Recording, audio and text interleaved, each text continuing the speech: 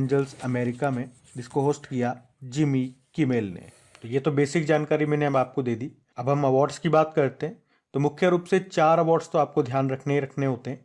जैसे कि best film का मिला, ओपेनहाइमर को मिला, और 7 अलग अलग कैटेगरी में इसने पुरस्कार जीते हैं। उसी तरह से बेस्ट डायरेक्टर हैं ओपेनहाइमर मूवी के ही क्रिस्टोफर नॉलन, बेस्ट एक्टर हैं ओपेनहाइमर मूवी के ही किलियन मर्फी, और बेस्ट एक्ट्रेस हैं एमा स्टोन पुअर थिंग्स नाम की मूवी की।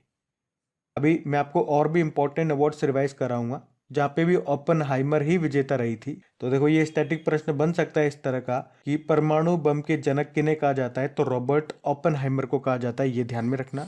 अभी बेस्ट इंटरनेशनल फीचर फिल्म का अवार्ड किसे मिला? द जोन ऑफ इंटरेस्ट को, ये यूके की फिल्म है। अच्छा, अब एक प्रश्न मैं आपसे पूछ रहा हूँ कि ऑस्कर पुरस्कार पाने वाले पहले भारतीय कौन थे? तो उनका नाम है भानु अथैया। 1982 में इनको मिला था गांधी पिक्चर में बेस्ट डिजाइन्स के लिए। और अभी बिल्कुल लेटेस्ट 2023 में बेस्ट ओरिजिनल सॉन्ग का अवार्ड एक भारतीय गाने को मिला था। गाने का नाम है नाट्टू नाट्टू, जो कि RRR मूवी का है, और उसके म्यूजिक डायरेक्टर हैं M कीरावनी। और पिछले साल बेस्ट डॉक्यूमेंट्री शॉर्ट फिल्म का अवार्ड भी एक भारतीय डॉक्यूमेंट्री को मिला था, उसका नाम है द एलिफेंट विस्पर्स। तो ये यहाँ तक तो मैंने आपको ऑस्कर से संबंधित जो जो इंपॉर्टेंट प्रश्न बन सकते हैं आपके एग्जाम में, वो सभी तरह के प्रश्न मैंने आपको करवा दिए लाइन टू लाइन। अच्छा, अब बिल्कुल ध्यान से सुनना, क्योंकि इसी प्रश्न में कुछ इंपॉर्टेंट अवार्ड्स जो अभी इसी साल दिए गए वो भी मैं आपको रिवाइज करा रहा हूँ। जैसे कि सबसे पहले हम बात करते हैं बाफ्ता पुरस्कार की। बाफ्ता मतलब British academy of film and television arts. 2024 में 77 नंबर का संस्करण था। बेस्ट फिल्म ओपेनहाइमर रही। लीडिंग एक्टर रहे थे किलियन मर्फी ओपेनहाइमर के लिए, और बेस्ट एक्ट्रेस का अवार्ड मिला एमा स्टोन पुअर थिंग्स के लिए, और बेस्ट डायरेक्टर रहे ओपेनहाइमर के क्रिस्टोफर नोलान। तो आप नोटिस करोगे बाफ्ता पुरस्कार और ये अभी जो ऑस्कर अवार्ड्स पड़े, इसमें ये चारों बिल्कुल सेम है, तो आपको कुछ अलग से याद नहीं करना है। वहीं गोल्डन ग्लोब अवार्ड्स 2024 हमने पढ़ा था, इस बार इसका 81 नंबर का ये संस्करण है। उसमें भी बेस्ट फिल्म रही है ओपेनहाइमर।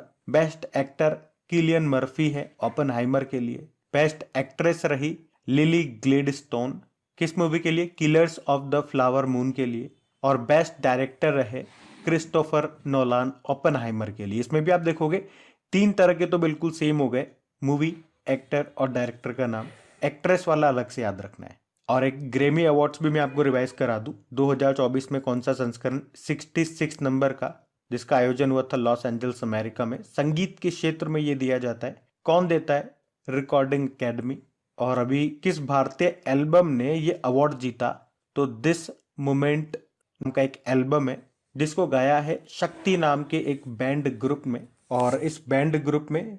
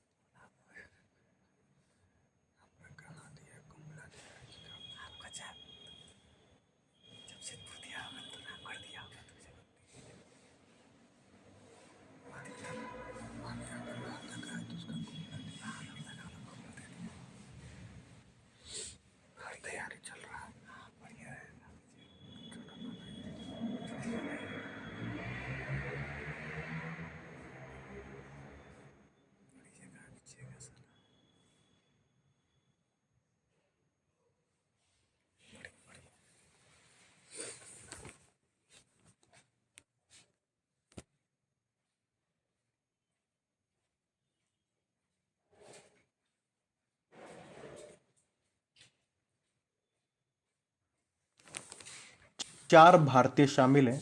कौन कौन? तबला वादक जाकिर हुसैन, वायलिन वादक गणेश राजगोपालन, गायक शंकर महादेवन, और ताल वादक सेल्वा गणेश विनायक राम।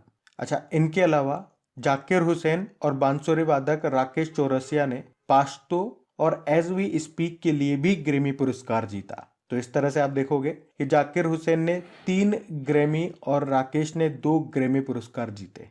बाकी ये भी याद रख लो, एल्बम ऑफ द ईयर का पुरस्कार मिला टेलर स्विफ्ट के मिडनाइट्स को। रिकॉर्ड ऑफ द ईयर मिले साइरस को मिला है फ्लावर्स के लिए। और song of the year Billy Eilish के गाने हैं what was I made for उसको मिला है। तो इस साल के ये जो फिल्म कैटेगरी में जो इम्पोर्टेंट अवार्ड्स हैं वो मैंने आपको रिवाइज करा दिए। इंटरनेशनल अवार्ड्स हैं ये। ऑस्कर हमने पढ़ा, बाफ्टा रिवाइज कराया, गोल्डन ग्लोब अवार्ड्स रिवाइज कराया और ये ग्रैमी अवार्ड। तो आपको ये सारे याद रखने हैं। मैंने बिल्कुल पॉइंट टू पॉइंट आपको एक बार फिर से रिवाइज करा दिया। तो अभी बढ़ते हैं फिर आगे।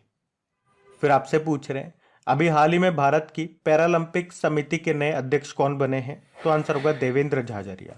तो 2 बार के पैरालंपिक गोल्ड मेडलिस्ट हैं देवेंद्र झाझरिया, जिनको अभी भारतीय पैरालंपिक समिति का नया अध्यक्ष बनाया गया है।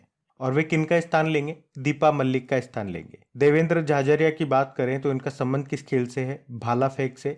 और आपको बता दूं सन 2004 में एथेंस और 2016 में जो रियो ओलंपिक्स थे उसमें इन्होंने गोल्ड जीता था। वे कहाँ से रहने वाले हैं? वो राजस्थान से हैं। और आप यूं भी कह सकते हो कि पद्म भूषण पाने वाले वो पहले भारतीय पैरा एथलीट थे। कब मिला था उन्हें पद्म भूषण? 2022 में। और एकमात्र भारतीय डबल पैरालंपिक स्वर्ण पदक विजेता भी हैं वो। मतलब ऐसे पैरालंपिक प्लेयर हैं जिन्हें 2 बार गोल्ड मिल चुका है। 2 बार गोल्ड पाने वाले वह एकमात्र भारतीय पैरा एथलीट हैं। 2017 में खेल रत्न उनको मिला। 2004 में अर्जुन पुरस्कार मिल चुका है। 2012 में पद्मश्री मिल चुका है। मैंने आपको बताया 2022 में अभी पद्म भूषण भी मिला था। तो ये सारे इंपॉर्टेंट पॉइंट्स हैं। देवेंद्र झाझरिया से संबंधित पॉइंट्स मैंने आपको कराए। आप जानते हो भारतीय ओलंपिक संघ की पहली महिला अध्यक्ष कौन है? पीटी उषा है। अच्छा, पैरा गेम्स से आपको याद आएगा अभी दिसंबर में जो खेलो इंडिया पैरा गेम्स का आयोजन हुआ था, पहली बार हुआ था। कहाँ पे? नई दिल्ली में। उसका शुभंकर मैस्कोट था उज्ज्वला, जो रिप्रेजेंट करता है गौरैया चिड़िया को। और उसमें टॉप पे रहा था हरियाणा। उसके अलावा एक और पॉइंट मैं आपको करा दूं कि अभी ओएनजीसी पैरा गेम्स का 5वां संस्करण अभी शुरू हुआ नई दिल्ली के त्यागराज स्टेडियम में, जिसका उद्घाटन खुद हमारे जो पेट्रोलियम मंत्री हैं हरदीप सिंह पुरी जी ने किया। तो ये भी ध्यान रखना। अगला प्रश्न देखते हैं। फिर आपसे पूछ रहे हैं अभी हाल ही में अंतर्राष्ट्रीय महिला न्यायाधीश दिवस कब मनाया गया? तो आंसर होगा 10 मार्च को। तो हर साल 10 मार्च को अंतर्राष्ट्रीय महिला न्यायाधीश दिवस के रूप में मनाया जाता है। पहली बार कब मनाया गया था? तो 2022 में मनाया गया था। और थीम है women in justice, women for justice. आपको बताया भी इंटरनेशनल वुमेन्स डे हमने मनाया था कब? 8 मार्च को। जबकि नेशनल वुमेन डे होता है 13 फरवरी को। और एक अंतर्राष्ट्रीय ग्रामीण महिला दिवस होता है 15 अक्टूबर को। और अभी हमने देखा अंतर्राष्ट्रीय महिला न्यायाधीश दिवस ये 10 मार्च को मनाते हैं। अच्छा, अगर मैं आपसे पूछूं कि सुप्रीम कोर्ट की पहली महिला जज का नाम क्या है? तो आप कहोगे फातिमा बीबी। अभी इनका निधन भी हो गया। और वहीं हाई कोर्ट में पहली महिला चीफ जस्टिस कौन रही है? लीला सेठ रही है हिमाचल प्रदेश हाई कोर्ट से। और पहली महिला जज कौन रही है? तो अन्ना चांडी रही है केरल हाई कोर्ट से। वैसे सुप्रीम कोर्ट में अभी तक कोई भी महिला चीफ जस्टिस नहीं रही है, लेकिन बन सकती है 2027 में बीवी नागरत्न। अब चलो इंपॉर्टेंट डे वाला प्रश्न है। एक बार मार्च के सभी इंपॉर्टेंट डेज में आपको रिवाइज कराऊं। देखो, 1 मार्च को शून्य भेदभाव दिवस मनाया गया। 1 मार्च को ही विश्व समुद्री घास दिवस। 3 मार्च को विश्व वन्यजीव दिवस। 3 मार्च को विश्व श्रवण दिवस। 4 मार्च को राष्ट्रीय सुरक्षा दिवस। 5 मार्च को अंतर्राष्ट्रीय निरस्त्रीकरण और प्रसार जागरूकता दिवस। 7 मार्च को अंतर्राष्ट्रीय औषधि दिवस। 8 मार्च को अंतर्राष्ट्रीय महिला दिवस। अभी 13 मार्च को धूम्रपान निषेध दिवस, नो स्मोकिंग डे मनाया गया। तो मार्च के ये इंपॉर्टेंट डेज है, इनको ध्यान में रखना। अगला प्रश्न देखते हैं। फिर आपसे पूछ रहे हैं अभी हाल ही में जारी पुस्तक द कॉन्स्पिरेसी, इसको लिखा किसने है? तो आंसर होगा गोटबाया राजपक्षे। तो इंपॉर्टेंट पुस्तक है ये। क्यों इंपॉर्टेंट है मैं आपको बताता हूँ। क्योंकि श्रीलंका के जो पूर्व राष्ट्रपति हैं कौन? गोटबाया राजपक्षे। उन्होंने ये बुक लिखी है, इसलिए इंपॉर्टेंट है। बुक का नाम क्या है? The conspiracy. और इस बुक में उन्होंने अपनी चुप्पी को तोड़ते हुए आरोप लगाया कि चीन के साथ भू राजनीतिक प्रतिद्वंद्विता के कारण उन्हें पद से हटाया गया। गोटबाया राजपक्षे इनका नाम है। वैसे आप जानते हो अभी वर्तमान में श्रीलंका के प्रेसिडेंट कौन है? रानिल विक्रमसिंघे। प्रधानमंत्री कौन है? दिनेश गुणवर्धने। अच्छा, पाकिस्तान के अभी प्रधानमंत्री कौन बने थे? शहबाज शरीफ। और पाकिस्तान के प्रेसिडेंट बने थे आसिफ अली जरदारी। अच्छा, चलो कुछ और इंपॉर्टेंट बुक्स मैं आपको रिवाइज कराता हूँ। और ये वही बुक्स लेकर के आया जो 2024 में हमने पढ़ी हैं। जैसे कि संस्कृति के आयाम नाम से बुक लिखी थी मनोरम मिश्रा ने, और मनोज मुकुंद नरवणे हमारे पूर्व आर्मी चीफ हैं, इनकी ऑटोबायोग्राफी आई है 4 स्टार्स ऑफ डेस्टिनी नाम से। जया जेटली ने लिखी है inspiration for graphics design from India. Charu Nivedita Tamil लेखिका है, कन्वर्जेशंस विद औरंगजेब नाम से बुक लिखी और इसका अंग्रेजी में अनुवाद किया था नंदिनी कृष्णन ने। डॉक्टर मनसुख मांडविया हमारे हेल्थ मिनिस्टर हैं, इन्होंने कौन सी बुक लिखी है फर्टिलाइजिंग द फ्यूचर नाम से, जिसको लॉन्च किया हमारे वाइस प्रेसिडेंट जगदीप धनखड़ जी ने। और अरूप कुमार दत्ता असम ब्रेवहार्ट लचित बोरफुकम नाम से बुक लिखी है, जिसको लॉन्च किया हमारे गृह मंत्री अमित शाह ने। एक समंदर मेरे अंदर नाम से बुक लिखी है संजीव जोशी ने। तो ये अभी 2024 के कुछ इंपॉर्टेंट बुक्स हैं, वो मैंने आपको रिवाइज कराई है, इनको ध्यान में रखना। अगला प्रश्न देखते हैं। फिर आपसे पूछ रहे हैं अभी उत्तर भारत का पहला सरकारी होम्योपैथिक कॉलेज ये कहाँ पे स्थापित किया जाएगा, तो आंसर होगा जम्मू कश्मीर में। तो केंद्रीय विज्ञान एवं प्रौद्योगिकी राज्य मंत्री हमारे डॉक्टर जितेंद्र सिंह, अभी उन्होंने ही घोषणा की है कि उत्तर भारत का पहला सरकारी होम्योपैथिक कॉलेज ये जम्मू कश्मीर के कठुआ जिले में जसरोटा क्षेत्र में स्थापित किया जाएगा। इसकी लागत आने वाली है 80 करोड़ रुपए। अच्छा, ये प्रश्न याद रखना कि होम्योपैथिक का आविष्कार किसने किया था, तो आंसर होगा सैमुअल हैनीमैन ने। और एक विश्व होम्योपैथी दिवस हम कब मनाते हैं, 10 अप्रैल को मनाते हैं। जम्मू कश्मीर से एक प्रश्न आपको याद दिलाऊं तो अभी ऑपरेशन कामधेनु किसने शुरू किया था, पढ़ा था हमने, जम्मू कश्मीर पुलिस ने। अच्छा, इस प्रश्न का उत्तर दो कि उत्तर भारत का पहला परमाणु संयंत्र न्यूक्लियर प्लांट ये कहाँ पे बना, हरियाणा में।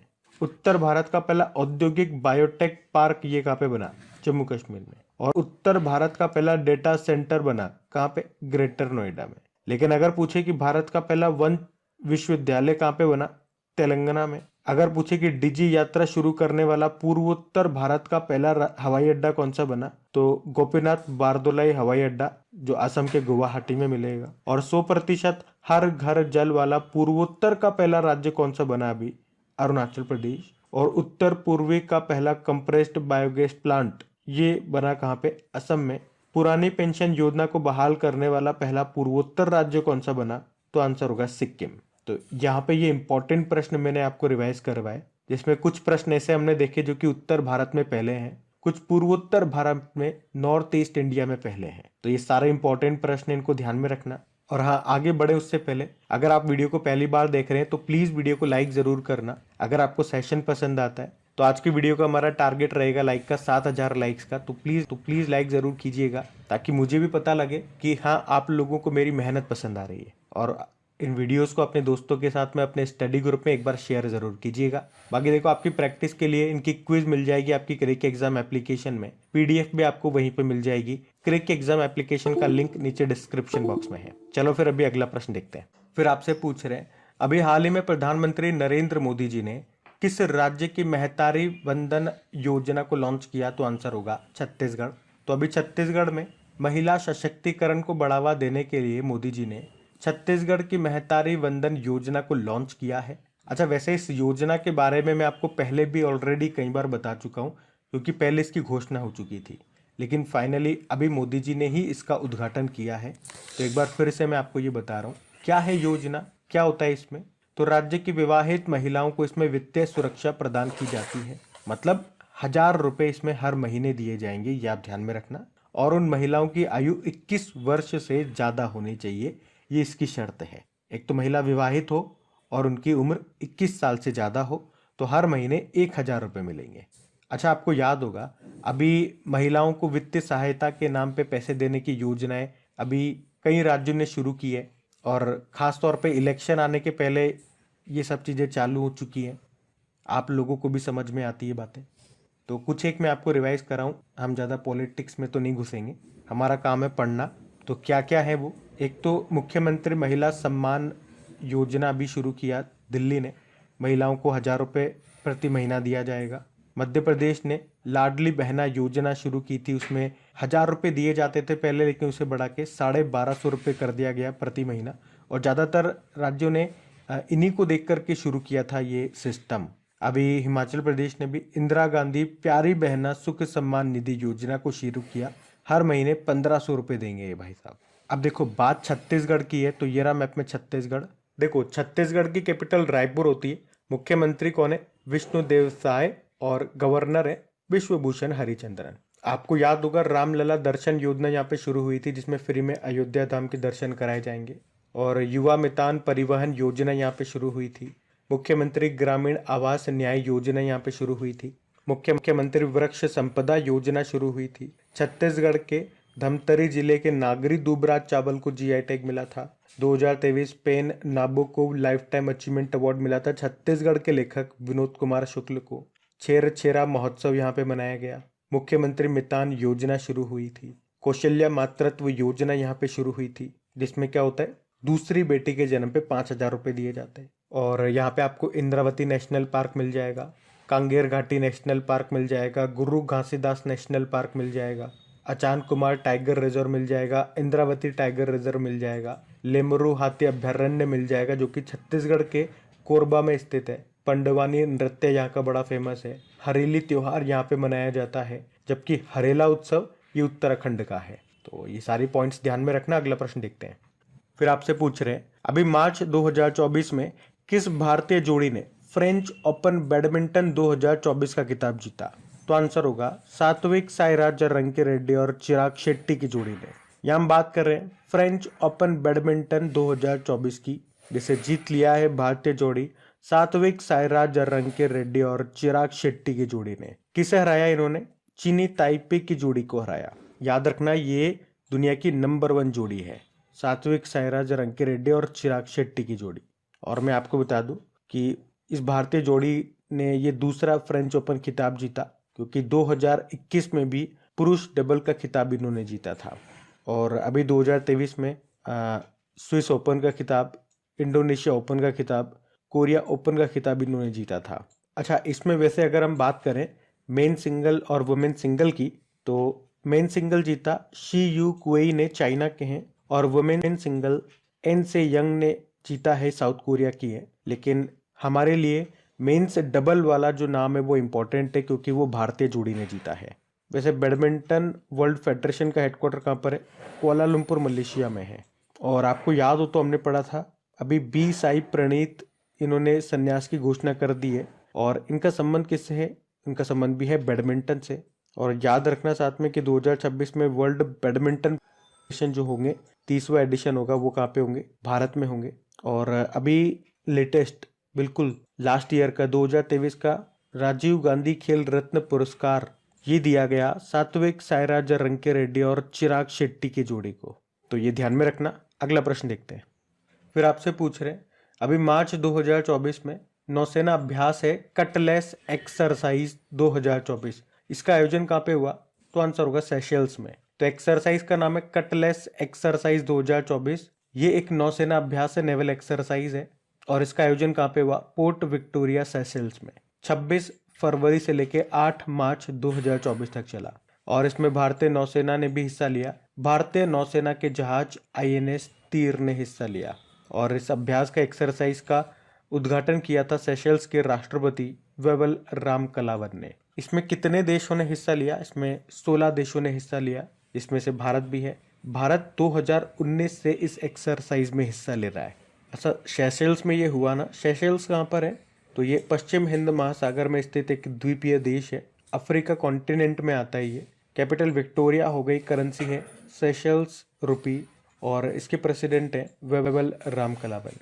और देखो, एक्सरसाइज वाला प्रश्न है, तो यहाँ पे एक बार फिर से मैं आपको रिवाइज कराऊंगा। अभी 2024 में अभी तक जितनी भी मिलिट्री एक्सरसाइज हम पढ़ चुके हैं वो सारी, जैसे कि डेजर्ट साइक्लोन एक्सरसाइज, ये भारत और UAE के बीच में हुआ था, राजस्थान के थार रेगिस्तान में। सहयोग काजिन एक्सरसाइज भारत और जापान के तटरक्षक बलों के बीच में हुआ था, ये चेन्नई में। अयुत्या एक्सरसाइज पहली बार इसका आयोजन हुआ, भारत और थाईलैंड के बीच में हुआ था। साइक्लोन एक्सरसाइज दूसरा संस्करण हुआ इस बार भारत और इजिप्ट के बीच में, कहाँ पे? इजिप्ट में। खंजर एक्सरसाइज इस बार 11वां संस्करण था, भारत और किर्गिस्तान के बीच में हुआ, हिमाचल प्रदेश के बकलो में।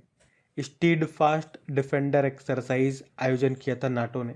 डेजर्ट नाइट एक्सरसाइज भारत और फ्रांस और UAE के बीच में हुआ था, ये अरब सागर के ऊपर। और सदा तनसीक एक्सरसाइज ये भी पहली बार हुआ, भारत और सऊदी अरब के बीच में, राजस्थान के बीकानेर में।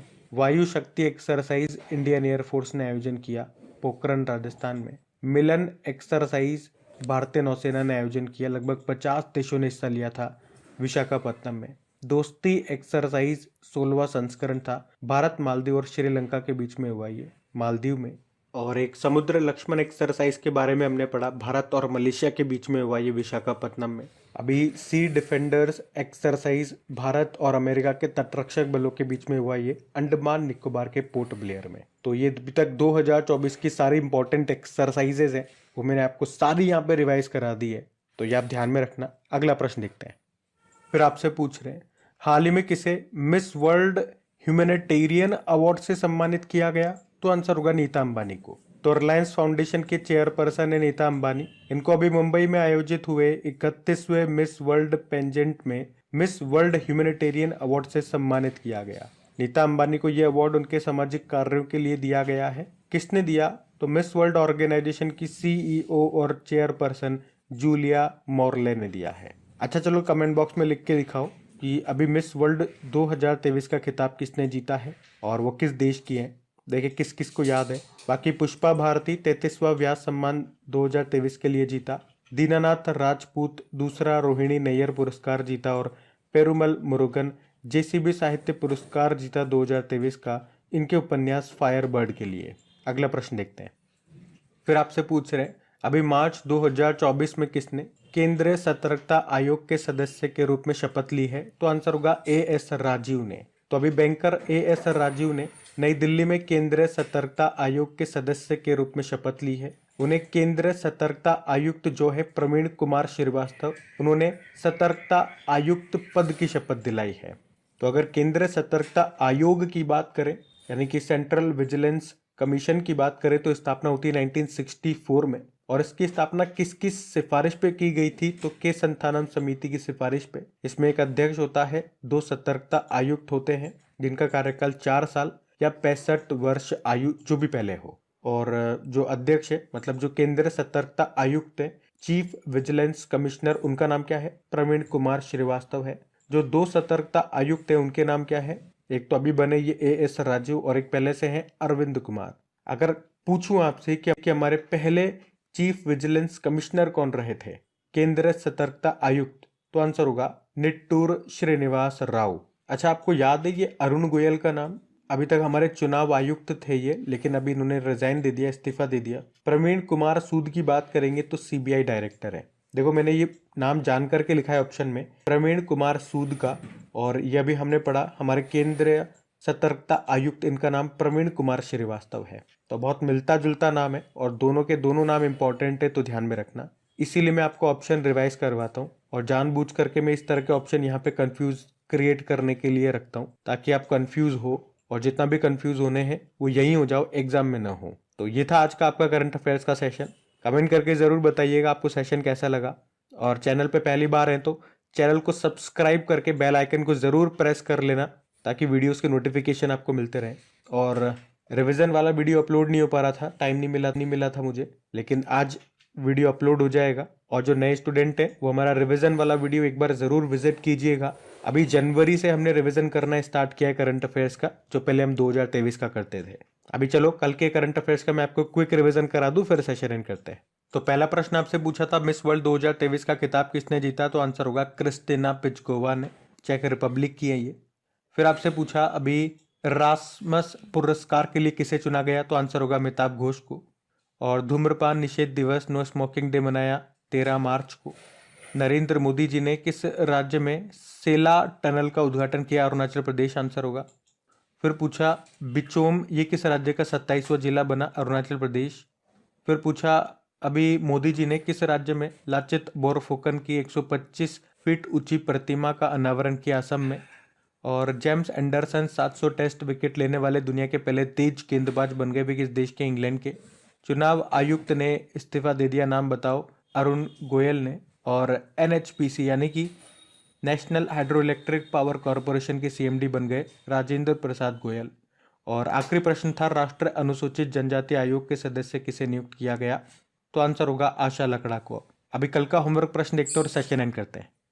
तो कल की वीडियो में आपसे पूछा था अभी हाल ही में किस अंतरिक्ष एजेंसी ने इनसेट 3DS सैटेलाइट को लॉन्च किया?